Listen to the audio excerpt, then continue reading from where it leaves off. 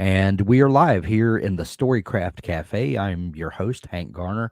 Today, I'm super excited to have Joe Segura on the show with me. She's got an amazing new book. It's called Raiders of the Lost Heart. And today is release day for this fantastic book.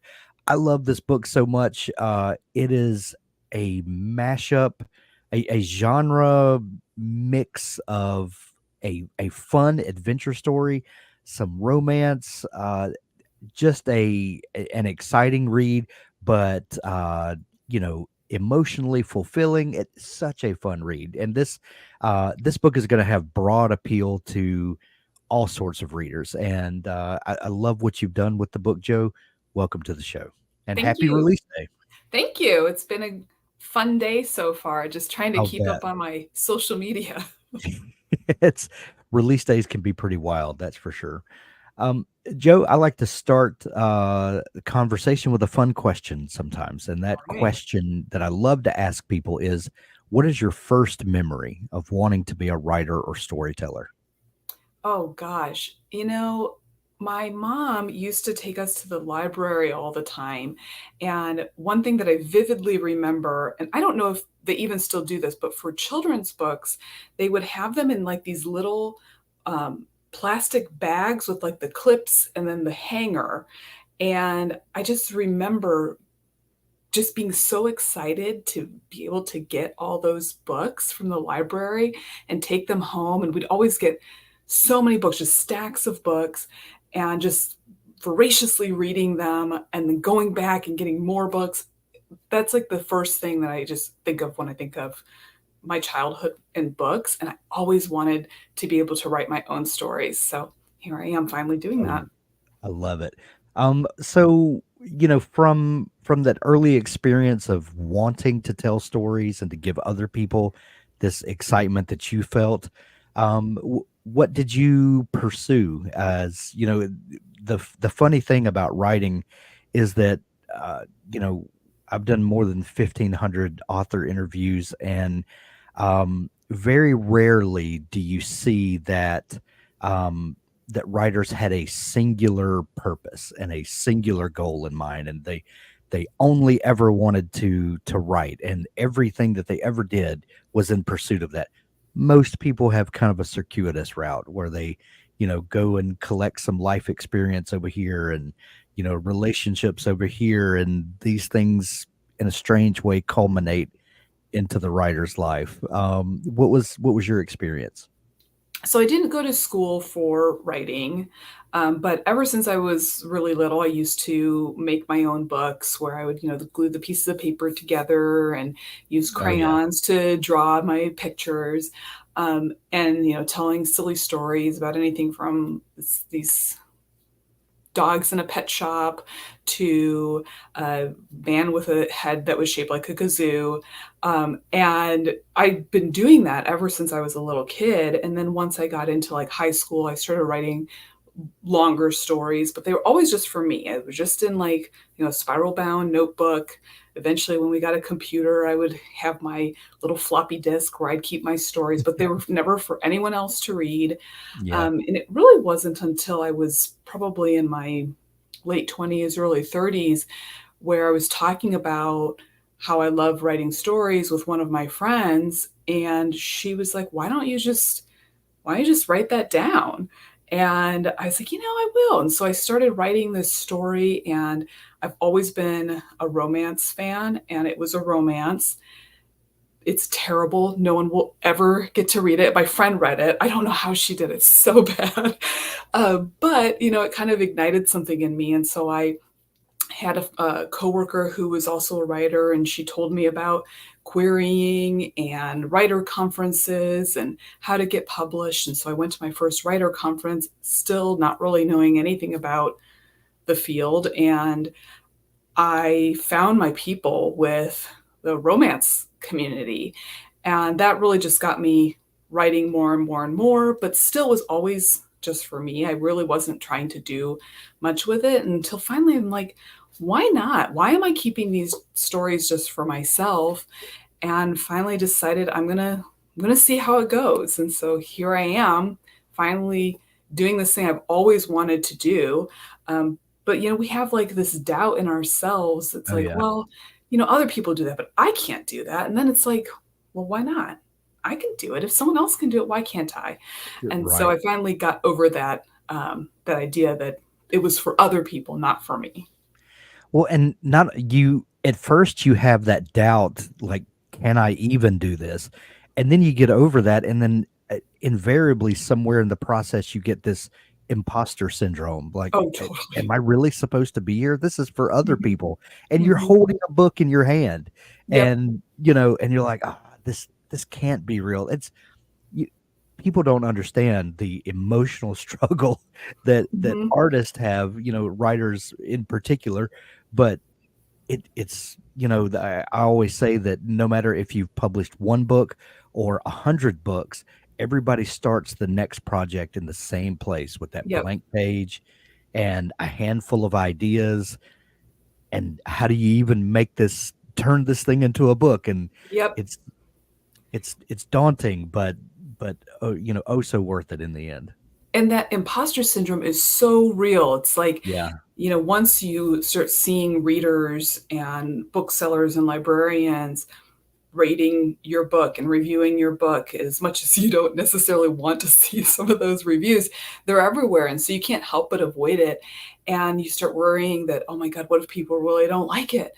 And I have gotten to a point where it's like, I realize that not every book is for every person, Right. but you will find the people where your book resonates with them, and those are your people. And Yeah. so, you're not writing for everyone, you're writing for your people. And once you realize that you start to the imposter syndrome starts to lessen. It's always Yeah. still going to be there, but Yeah. today I'm seeing authors who I love and admire posting about my book, and I'm like, "Oh my gosh, they knew who I am." And so, Right. it's just this feeling that, "Okay, I can do this too. If they can do it, I can do it." Am I the best at it? No, but am I having a good time? Absolutely. Well, imposter syndrome hangs around, but in the beginning, it might be like for a month. Like, Mhm. am I really supposed to be here? And eventually, it gets to be, until I've had my first cup of coffee, and now we just get to the work. It's Yeah. you just have to deal with it. So that first book that you wrote, was that the book that you started trying to take to market, or Oh, had you no. written your second book? Oh, no, that book, it's so bad, Hank. It's so bad. No, that book, it will it'll just stay in the depths of my computer, and if it got lost in the cloud, that's okay. I've written many books, and when I Yeah. finally, decided I'm gonna pursue this publishing thing, and I sent a manuscript out to agents querying, to them. It was for a different manuscript than Raiders, but as you know, the publishing process is it can be really fast, can be really long, and there's a Right. lot of waiting. And so I was like, well, I got to do something while I'm waiting on this other manuscript. And NaNoWriMo, National Novel Writing Month, was coming up, Yeah. and I'm like, well, maybe I'll write something during NaNoWriMo. And that's when I wrote Raiders while I was actually waiting on a different manuscript that I was Interesting. querying. But once I wrote Raiders, I was like, oh, I think this is probably the one because, it was during the pandemic. People were really looking for an escape. Rom-coms really they're never gone. Like rom-coms are never Right. gone. People always love rom-coms, but it seemed like there was a resurgence almost like in like really, really wanting to see more rom-coms. And I was like, I think this is the time for a book like Raiders. And once I got my book deal, a couple months later, the trailer for The Lost City was released. And then I think people were really ready for something like this.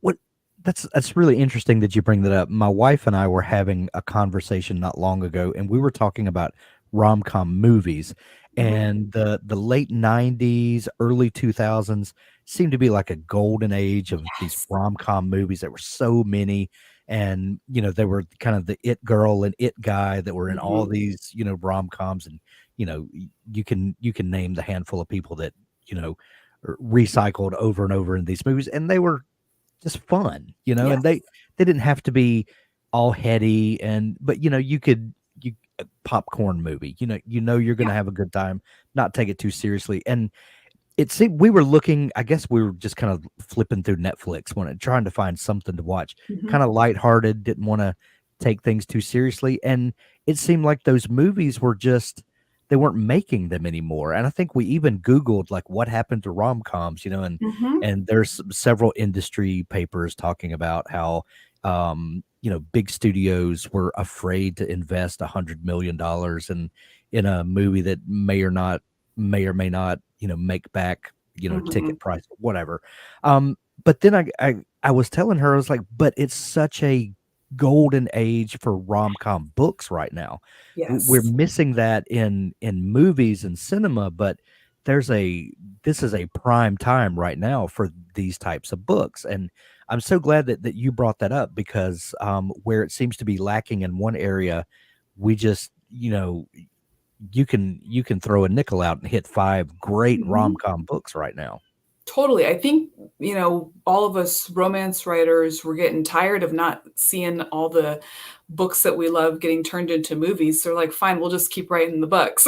But it's so true. I Right. mean, I just remember, like the era of Julia Roberts rom-coms where it was just Right. like one after another. And now when I'm looking for a movie, I go back to those old favorites because there aren't as many new ones that are coming out. I am seeing more on like the streaming services that Yeah. seem to be coming out, which excites me. But for a while, it just felt like there were no rom-com movies. But that's okay because we got lots of books. So So did were you saying that Raiders began as a NaNoWriMo project?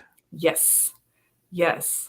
That's very interesting to me because for anyone who has been living under a rock, NaNoWriMo is every November you pledge to write 50,000 words of a book in that month's time, and that comes out to 1,637 words or whatever it is if you write every single day in Mhm. November.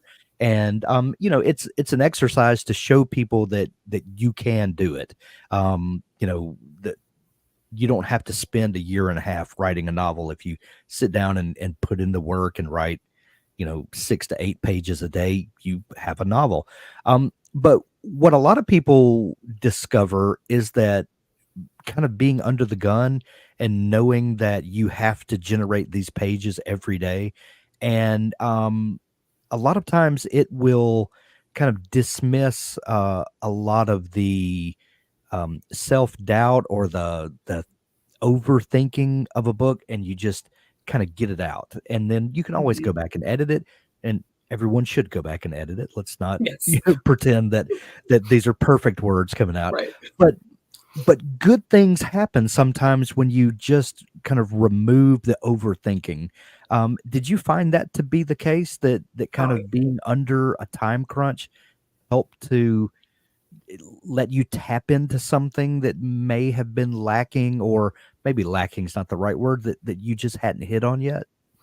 yeah, I've done NaNoWriMo a couple of times, Mhm. and it's always been really great for me because it's like it gives you that push to just write the words and not think Right. too hard about whether they're the perfect words or not. Because if you are just trying to craft the perfect sentence, you could be sitting there for over an hour and write, Oh, yeah. 15 words, but that's not the goal of NaNoWriMo. It's not to write the perfect book in a month's time.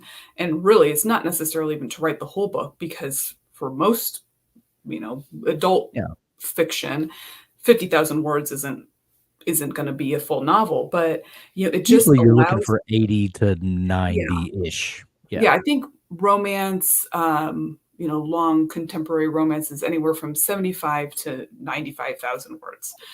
And, so it really just gives you that opportunity to let all that go and just write.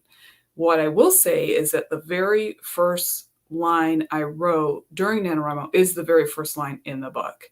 It was like I knew what I wanted to write with this book, and I'm not much of a like a plotter, like an outliner, but I Yeah. do have an idea in my head as to where I want a story to go. And so when I first sat down, that first November 1st of 2020, this first line is what I wrote, and it Wow. just kind of flowed from there. Um, but I didn't finish the whole thing. Again, writing more than 50,000 words, writing 50,000 words in a month is a lot. I mean, you are for some people that's really easy. I'm not one of those people, but I did write more than the 50,000 that month. I usually, when I do NaNoWriMo, I take the month of December off just to kind of, we got the holidays, let my brain decompress, and Yeah. then I pick it back up in January. And when And I pick having the some right, space with yes, that manuscript does a lot of good totally. sometimes. Totally, because sometimes, I mean, even when you're writing, you might get stuck on a part and it's like, oh, I'll Mhm. come back to that later. Or, you just get kind of burnt out when I I get burnt out when I'm doing Yeah. NaNoWriMo. But then you come back to it a few weeks later and you're looking at it fresh and it's like, oh yeah, I really love this story. Yeah, I need to edit it. But, these are the things that I like. And Right. I, for anyone who really wants to write a book and who's not really sure where to start, I think NaNoWriMo is a really good tool because there's a good community that can help you along the way. And again, it's not about writing the perfect book, it's just about writing the words. Gotcha. You're not an archaeologist for your day job, are you? No, I wish I was. I have been on an archaeological dig, which was awesome. It was just one of the coolest things I've ever done. But sadly, I'm not. Uh, So where did the idea for this come from? This Raiders of the Lost Heart for folks that haven't had a chance to read the book yet. Two archaeologists, um, there's some conflict there, and they work together, and great things happen on multiple levels, and that's way oversimplifying it, but I'll let you kind of take it from there. Where did the idea for this story with these competing archaeologists and come from? So I love the adventure genre. Just like all the movies like Oh yeah. Indiana Jones, The Mummy, Lara Croft, Romancing the Stone. I love that genre.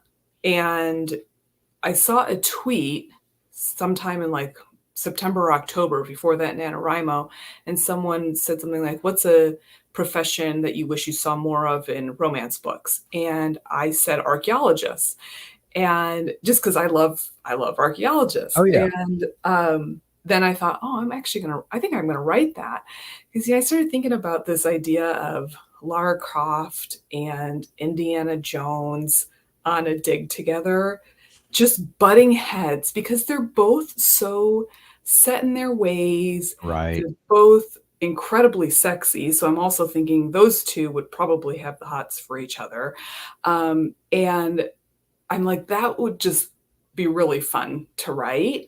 And then when I sat down to start writing it, the first chapter, again, in Raiders, is almost exactly what I had written during NaNoWriMo with editing, but the plot Yeah. and the story is the same. And as I'm writing, I knew I wanted to write, this Latina main character. Um, and at the very, very, I'm not giving anything away, this on the cover, but at the very end of that chapter, she's approached by someone to go on this mysterious dig. She doesn't know anything about it. And he says to her, because at first she's like, no, this is too good to be true. And he says, all right, if you don't want to partake in the search for your ancestors' remains, then that's on you. And it Oh. was like it clicked with me like, oh, that would be really cool to have the archaeologist actually searching for something that means something to her, because so often in these adventure movies they're looking for some lost treasure, for a lost city, in some foreign country where they just destroy everything along the way, Right. which is really fun and it makes for a great action movie. But when you really think about it, it's like, oh, but you just destroyed that ancient temple. And now no one's ever going to see that thing again. Right. And so I thought it would be really interesting to write a character who is searching for something that has like real meaning to her. And it just kind of went from there. And, to have someone else basically trying to steal that glory from her, something that she's worked so, so hard for. I thought that would be a really great way to have that enemies to lovers banter, Yeah. because this is her dream and he's the one that's leading the dig. No. I mean, that just lends itself to the two of them being that Laura Croft and Indiana Jones just butting heads the whole book. Right. You know, people give writing advice a lot of times, and they'll tell young writers write what you know, and while that's good advice, um, sometimes you need to write things that you don't know. That Mhm. you need to use your imagination because you're a writer. That's what writers do. They make things up. Sometimes you don't know everything. Now you said that you have been on an archaeological dig, so I'm assuming that you were able to pick up a lot of the process and stuff by being there, boots on the ground, so to speak. Um, and this being an adventure romance, no one's expecting a doctoral dissertation on archaeology. Right. Um, but how do you find things that you can add to the story so that a reader like me who is not an experienced archaeologist by any stretch of the imagination can find it believable enough that I can immerse myself into these characters and the story and it not turn into an eye roller. Mhm. How do you find and include enough details about something that you're not intimately familiar with, while also maintaining the fun readability of it? So I did do a lot of research for this book, both on archaeology and the graduate programs, the fields of study, what they do on a dig. I do have, again, very little experience as a volunteer on a dig, but Yeah, I saw how it is. It's not like we see in the movies where they just like look at a map and then go into the jungle and then all of a sudden there's some secret cave and they bust in and all of a sudden everything's there. It's not like that at all. It's really yeah, methodical. They're putting things in grids and marking where they find stuff and they're doing everything very slowly. a lot of little brushes and Yes, yes. I also did a lot of research on the Aztec civilization mm, because what they're searching for are the remains of this ancient Aztec warrior. And, there's a whole backstory for that warrior in how his remains um, are in this particular area or wherever it is that they're searching. Um, Not all of that research is necessarily in the book, however, because as you pointed out, I mean, that would not be very fun if it's like, and yeah, so in 1562, the Aztecs, da, da, da, da, da. I mean, that'd be not a very interesting book. That's a right. different type of book. Yeah, it's a But different that's not this type of book. But you have to do that research so that you have enough of that sprinkled in so yeah, that it's believable. And it's not, this isn't real life. They are still, pretty lucky finding, what it is that they're searching for.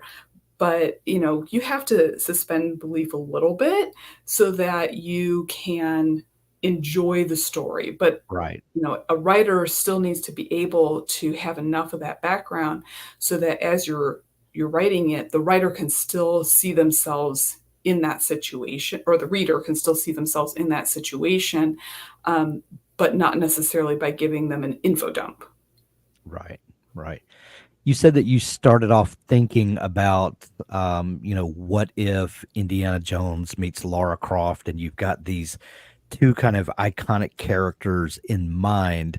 But then as you started writing it, how did the characters kind of reveal themselves to you? And they obviously kind of broke out of those sort of, typical roles and became their own characters. What was the character growth process like for you?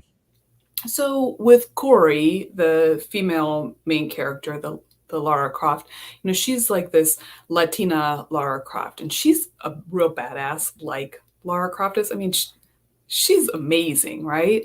But I thought about that type of character probably having their own insecurities, and I'm thinking about a character like Lara Croft, where all you see is this sexy woman, and you're not thinking about, but is she also really smart? And so I thought it would be interesting to play with that character who outwardly appears really confident, really intelligent, knows her stuff, doing all these really cool things, going on all these cool adventures, but deep down probably still has some insecurities. And especially, a woman in a field that's predominantly, dominated by men, and in this genre too, we think of Indiana Jones Hmm. before we think of Lara Croft, right? Um, to really play on that as well, like to see, well, what would her struggles be, being a woman who looks the way she does, being really competent, yet she's not the one who's selected for the dig, searching for her ancestors' remains, but the white man is. On the flip side with Ford, he's, kind of modeled after Indiana Jones. Um, and thinking about Indiana Jones, again, he's probably got his own insecurities. He's probably got Sure. his own issues. And Ford's actually a really emotional character.